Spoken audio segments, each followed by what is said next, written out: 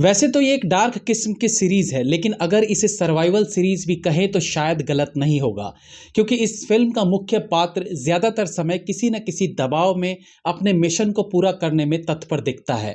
कहानी blackmailing, powerful politicians, mafia और षड्यंत्र को केंद्रित करके लिखी गई है। अब ये करीब 8 घंटे की वेब सीरीज किस हद तक बांध पाने में कामयाब रही है, इन्हीं सब पर आज की चर्चा रहेगी। रिव्यू करेंगे शहर लखौट।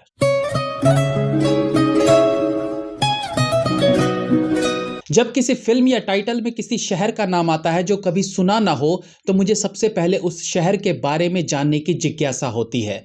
जब गूगल किया तो लखौट नाम का कोई शहर नहीं मिला। हाँ, लखाऊ नाम का एक गांव जरूर है राजस्थान में, लेकिन सीरीज में शहर दिखाया गया है तो हम मान लेते हैं कि एक फिक्शनल शहर के क्राइम को सीरीज में दिखाया गया है। वेब सीरीज का डायरेक्शन किया है नवदीप सिंह ने, जो पैरेलल फिल्में बनाने के लिए जाने जाते हैं। यानी इनकी फिल्मों में लार्जर देन लाइफ कुछ नहीं होता, थोड़ा रियलिटी का तड़का रहता है और स्वाद अनुसार जो हजम हो जाए उतनी ही लिबर्टी लेते हैं ताकि आम दर्शक एंटरटेन भी हो सके।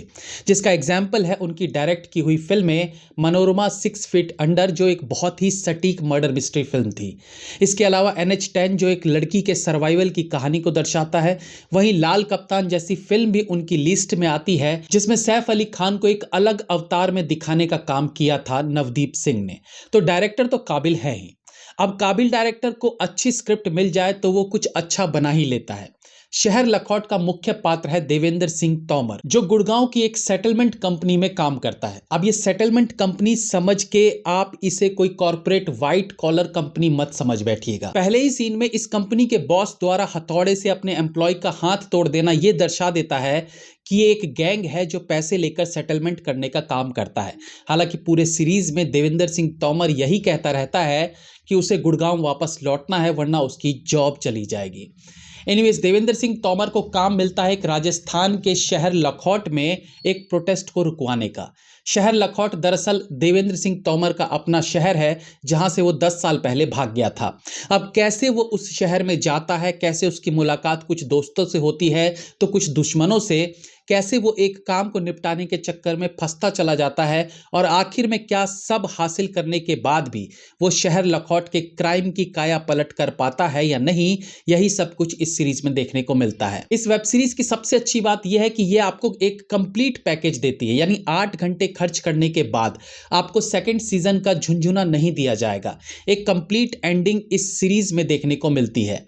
दूसरी अच्छी बात इस सीरीज की यह है कि यहाँ फिल्मी पने से बचने की कोशिश की गई है। जैसे कि मैंने बताया था कि नवदीप सिंह ने पहले भी जो फिल्में बनाई थी उनमें लार्जर देन लाइफ वाली सिचुएशंस नहीं लाए थे, तो यहाँ भी मैक्सिमम चीजों को नॉर्मलाइज वे में दिखाया गया है। जैसे कि हीरो है तो जरूरी नहीं कि वो धर्मेंद्र रूपी बलशाली ही हो, ऐसा नहीं कि वो इतना गुड लुकिंग हो कि लड़कियां उसे देखते ही मर मिटने को तैयार हो जाएं। विलन अगर पावरफुल है तो वो अंत तक पावरफुल ही रहता है। ये नहीं कि पूरी कहानी में उसे इतना पावरफुल दिखाया गया है लेकिन एंड होते होते उसे टुच्चे से हीरो तबाह कर दे।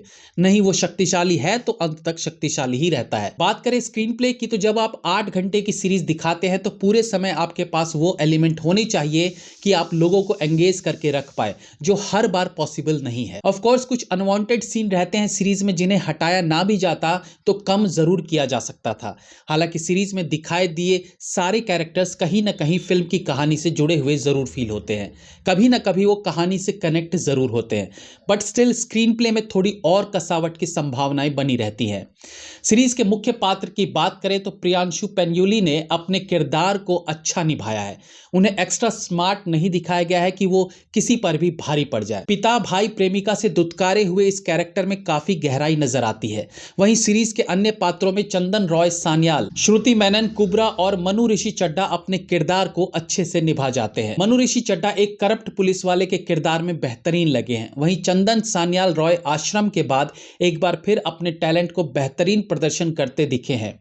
इस किरदार में विलन बिजनेसमैन है और एक समय पर आकर हल्का सा ग्रे शेड भी देखने को मिलता है, यानी नेगेटिव किरदार में 20% पॉजिटिविटी। श्रुति मेनन इंप्रेसिव लगी है। वहीं पंचायत फेम चंदन रॉय अपने छोटे बट इफेक्टिव किरदार में अच्छे लगे हैं।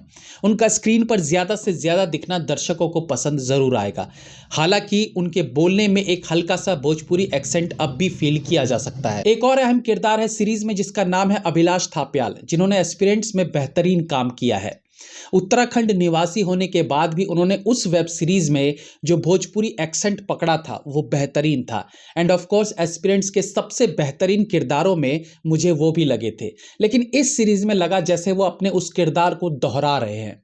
एक्सेंट केवल अलग था, अदरवाइज ऐसा लगा मानो वो उसी तरह की एक्टिंग कर रहे हैं जैसा उन्होंने एस्पिरेंट्स में किया था। वहां भी वो एक क्लोज फ्रेंड थे और यहाँ भी।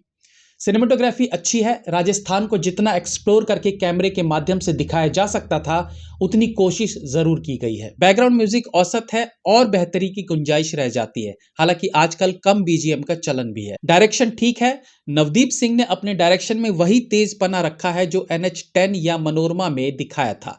हालांकि अब उससे बेहतर करने का समय आ चुका है, बट ठीक है, वो उसमें ऊपर नहीं गए हैं तो नीचे भी नहीं आए हैं।